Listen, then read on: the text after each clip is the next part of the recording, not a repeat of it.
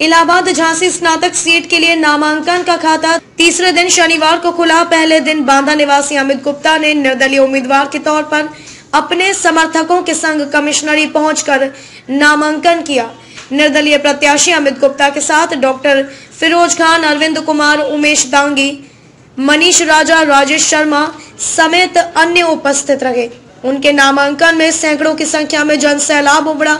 हम आपको बता दें कि उनका काफिला झांसी इलाहाबाद बैंक चौराहा स्थित कन्हैया कैसेट कार्यालय से प्रारंभ हुआ और कमिश्नर ई तक पैदल ही नामांकन करने पहुंच गए। साथ ही उनके साथ सैकड़ों युवा साथी भी मौजूद रहे और अमित गुप्ता के नारे लगाते दिखाई दिए। हम आपको बता दें कि अमित गुप्ता के साथ सैकड़ों व्यापारी दिखाई दिए तो वहीं कई शिक्षक संगठन के पदाधिकारी भी देखने को मिले। निर्दलीय प्रत्याशी अमित गुप्ता का जीवन सहाय चौराहे पर कई व्यापारियों ने स्वागत किया। झांसी का एक शिक्षक संघ, बुंदेलखंड प्राइवेट टीचर्स एसोसिएशन के सैकड़ों सदस्य व पदाधिकारी व समाज सेवी संस्थानों के कार्यकर्ता उपस्थित रहे। झांसी से संवाददाता रोहित सावला की रिपोर्ट। ताकतवर संगठनों, बुंदेलखंड प्राइवेट टीचर एसोसिएशन और व्यापार मंडल का सहयोग मिल रहा है, तो आप कैसा महसूस कर रहे हैं?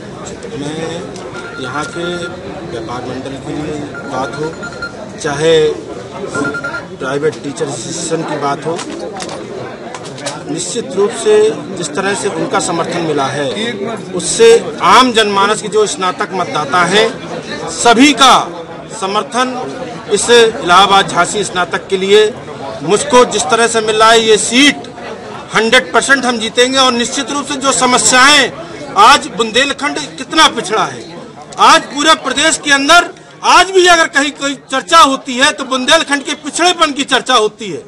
यहाँ पर इस विधान परिषद क्षेत्र में 39 विधायक, 9 लोकसभा क्षेत्र आते हैं, लेकिन इस क्षेत्र की जो स्थिति है, दुर्दशा है, पूरे बुंदेलखंड की आवाज न तो बुंदेलखंड के जो राजस्व मिलता है न उस राजस्व का हिस्सा बुंदेलखंड में लगता है, न तो इसकी आवाज उत्तर प्रदेश की विधानसभा में गुंजायमान होती है, न विधान परिषद में गुंजायमान होती है।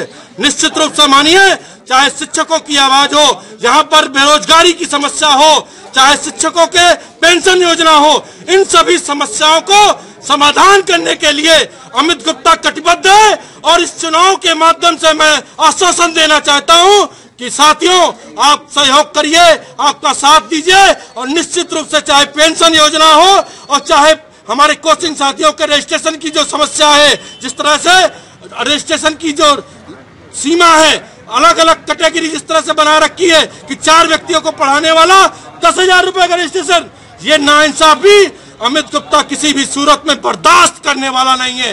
निश्चित रूप से मानिए, व्यापारियों की आवाज, जिस तरह से व्यापारी आज अपने आप को अपमानित, उत्पीड़ित महसूस कर रहा है, उसका मुंहतोड़ जवाब 1 दिसंबर को 1 नंबर अमित गुप्ता उर्फ नीतू भैया के सामने 1 नंबर वोट देकर अमित गुप्ता को विजय बनाने का काम करेगा।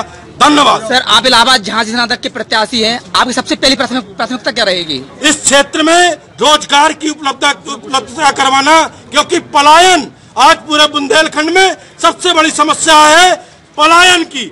पलायन जिस तरह से रोकना है तो यहाँ पे इंडस्ट्रियों का जाल लगना चाहिए, सिर्फ कागजों में काम नहीं होना चाहिए।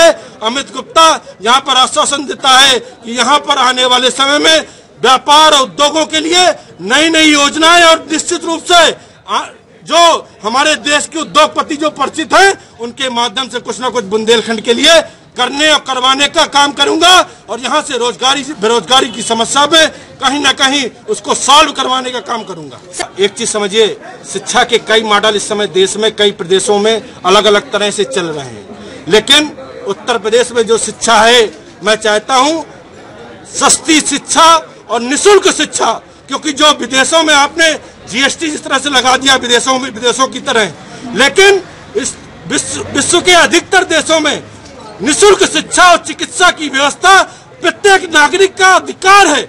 आज देश के हम आजाद भारत के नागरिक 70 साल हो गए, न तो हम शिक्षा और न चिकित्सा, आज तक हम अपने परिवार के बच्चों को किसी भी अच्छी चिकित्सा और शिक्षा हम निःशुल्क जो सरकार की जिम्मेदारी बनती है वो किसी भी सूरत में आज तक किसी व्यक्ति को नहीं मिल पाई। उसके लिए अच्छी शिक्षा, सस्ती शिक्षा दिलवाने के लिए अमित गुप्ता लड़ाई लड़ेगा, प्रयासरत रहेगा। सर, आप निर्दलीय प्रत्याशी बने हैं, आपने पार्टी बेसिस से टिकट मैंने दल किसी राजनीतिक दल से टिकट नहीं मांगने का काम किया।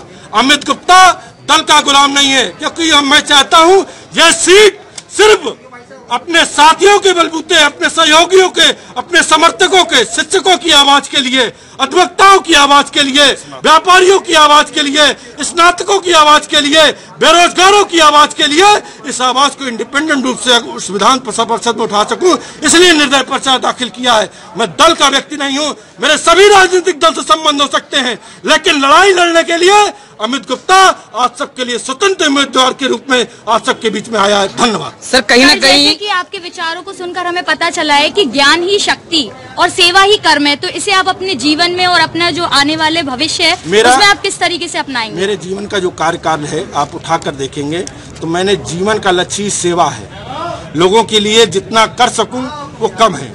अपनी बात अपने मुंह करना ये अतिशयोक्ति होगी। निश्चित रूप से आने वाले परिणाम आपको बताएंगे कि मैं झांसी और बुंदेलखंड और इस क्षेत्र के लिए मैं क्या कर रहा हूं और दिखेगा भी। धन्यवाद।